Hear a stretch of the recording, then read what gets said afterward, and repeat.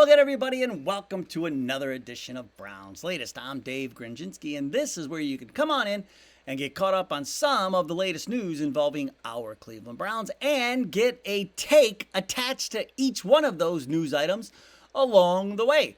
If you can, please like this episode. Like all the episodes, go ahead, it's free. And if you haven't already, please subscribe to the channel. We are inching ever so closely to 5,000 subscribers, and I cannot thank you enough. And get those comments, please, in the viewer comment section. Coming up on today's show, the Browns, among about a dozen teams who are being talked about in trade deals for an elite pass catcher. And at first I said, nah, this doesn't make sense. But then I said, wait a minute, it does.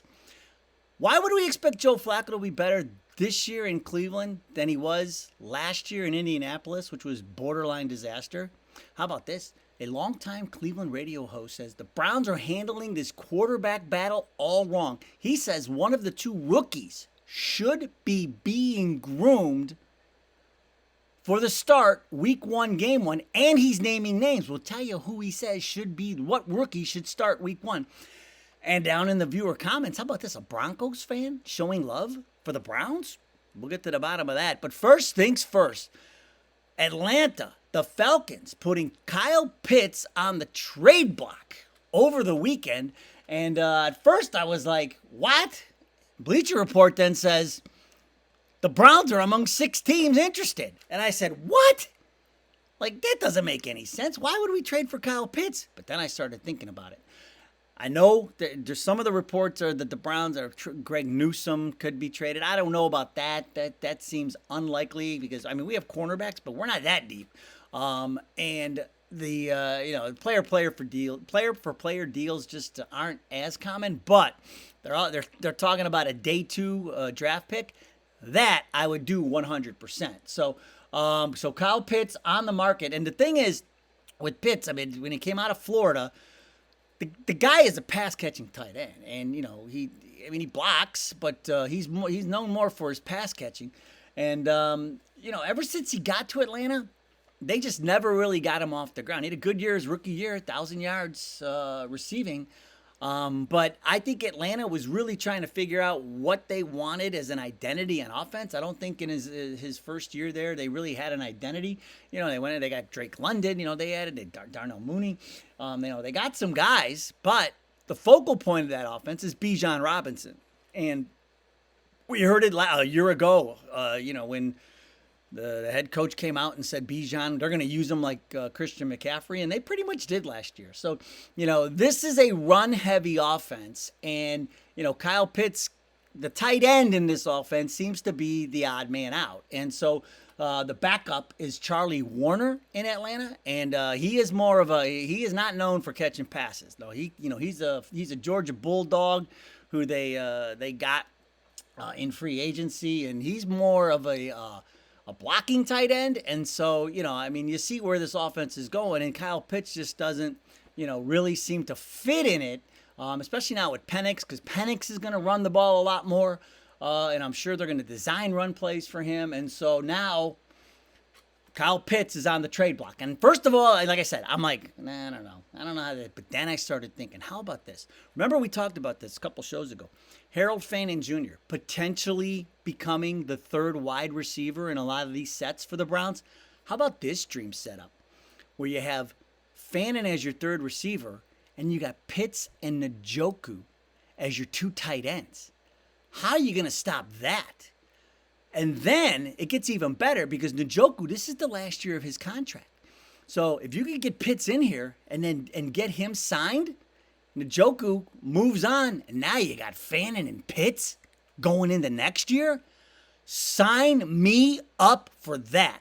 So I am all for this. If the Browns can swing a deal for Pitts, and look at what like we got Judy for like a 4th and a 5th round pick. Like you could swing these deals for lower draft picks. And so if Andrew Berry can work his magic and get Kyle Pitts in here for a draft pick or 2 lower end draft pick, do it. Get him here immediately because, oh my gosh, you talk about, then it wouldn't matter what happens with DeAndre Johnson and the rest of this stuff. With Judy and Fannin and Pitts, Njoku, said Tillman. Now you're talking. Now you're talking weapons. And so, that could only make our quarterbacks happy. So speaking of quarterbacks, all right, Joe Flacco's back, right? He was great for us, Everything he did for us got us to the playoffs, came off the couch, and, there are songs, and, Flacco, Joe Flacco, one of my favorites. It was like back in the days of Bernie. Like, everybody was happy with everything. And then we got to that playoff game against Houston, and it all blew up. But it got me thinking. I said, okay, what happened last year then in Indy? He comeback player of the year, and he goes there. And, here's what shocked me when you look at his stats. His stats in 8 games with Indianapolis last year were almost identical to the 5 games he played for us the year before. And I threw in those Jets stats in there just to give you an idea of just how rough it was his last couple of years there before he hit the couch and then the Browns came calling. What happened then in Indy? I have a really good friend who works for the Colts, and we talk all the time. And when you talk, you talk it out, but then you go back and you look at everything. Flacco was inconsistent, and again, the turnovers showed up, and that's what killed us in that playoff game. And that's been the MO on Flacco, and it was very similar in Indianapolis last year to what happened with the Browns, where he started off well, and then just kind of kept fading, game after game after game. So he wasn't consistent. They wanted him to take over for Anthony Richardson, who struggled, which I don't know why the Colts took Richardson in the first place, because Richardson, if you remember, when he came out, the most inaccurate passer in that draft. And now, and they're surprised that, he's not a good passer. He can run, I'll give you that, but it's a passing league. I'll be able to throw the ball. The other thing is there was really no established number 1 wide receiver over there, so Flacco couldn't really form a rapport with somebody like he did with Cooper. He didn't really have anybody he could rely on there, But all of that added up. The other thing I think is, Anthony Richardson, like I said, running quarterback, mobile. I don't know if that offense fit Flacco. And so I say all this because why would we expect him to be better?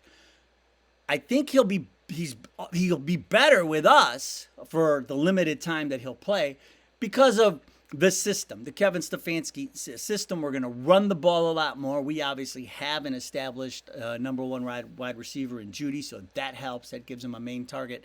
But I also, like I've been saying for weeks now, I think these quarterbacks, they're going to be more like game managers. If you're the quarterback for the Cleveland Browns this year, I really think you're going to be more of a game manager. High percentage passes.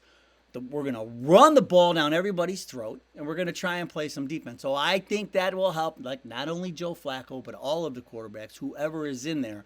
You're not going to lean heavily on them to win you games. It's going to be a monumental team effort week in and week out. So that's why you can expect Joe Flacco to be a little better for us this year. Again, and I don't expect him to play the entire season. If he does, that be a miracle. But if he does, when he does play, I think he will be better. How about this? Radio host. His name is Tony Rizzo. He was a TV sports guy here for a long time, and he's been doing a radio show for ESPN Cleveland forever now. But Rizzo is riled up, and it's about the Browns quarterback battle and the way it's being handled. And he says the Browns need to commit to Shedeur Sanders. Here's what he said. He went off. He says, this plan is flawed. He says, you know what they're doing in New York? They're getting Jackson Dart ready to start. You know what they're doing in Tennessee? They're getting Cam Ward ready to start. But here, he says, Shedeur is an afterthought. A young quarterback needs the team to commit to him with everything. The offense, the coaching, the players around him. They work him in slowly. There's a ramp up. He's not getting any of this. He's got to claw his way through 3 guys before he gets the chance. That's what Rizzo said. And so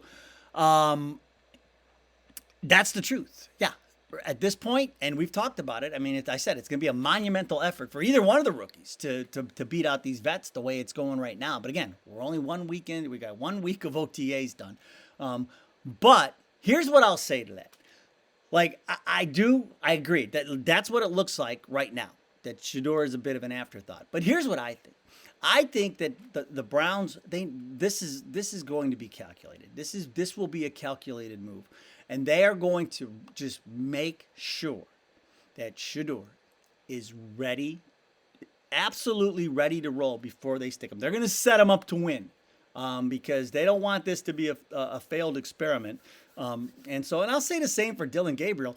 I mean, they're in a position for the first time in a long time where they don't have to rush a rookie quarterback into the mix. And so I think that's the plan. Although it looks like Shedeur is an afterthought, I think that it's going to be baby steps to start. And like we've been saying all along, folks, Flacco and Pickett, their longevity, it's not their MO. Pickett gets hurt a lot. Flacco's 40.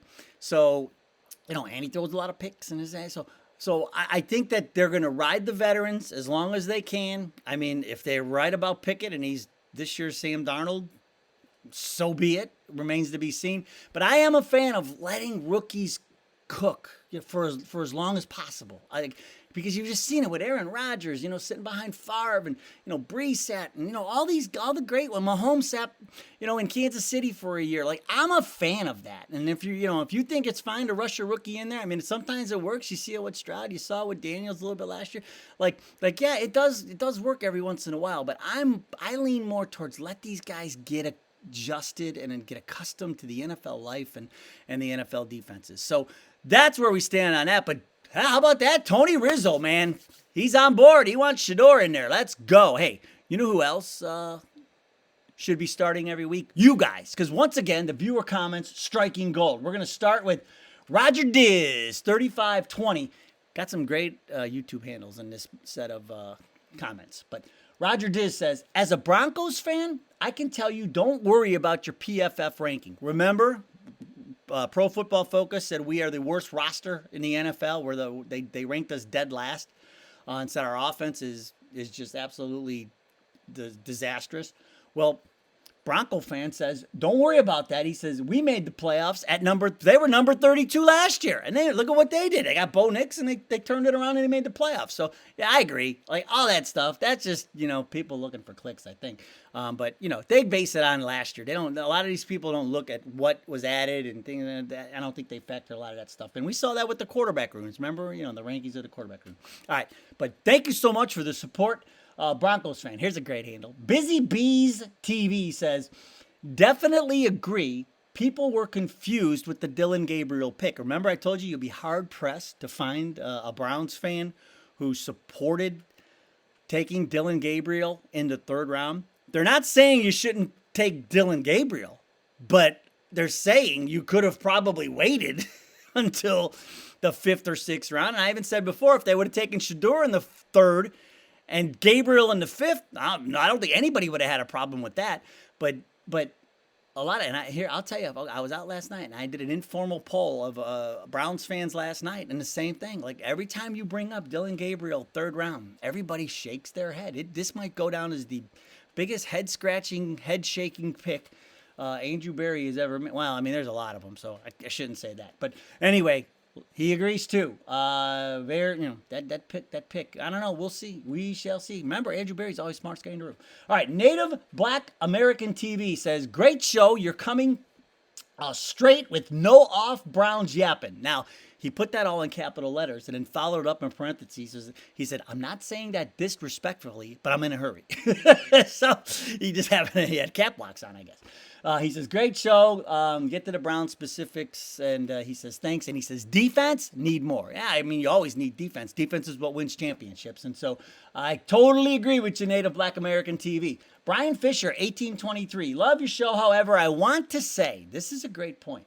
He says, it's funny how so many people say we suck this year. But last year, all the so-called experts thought if Watson could just be a shell of himself, we were a playoff dark horse.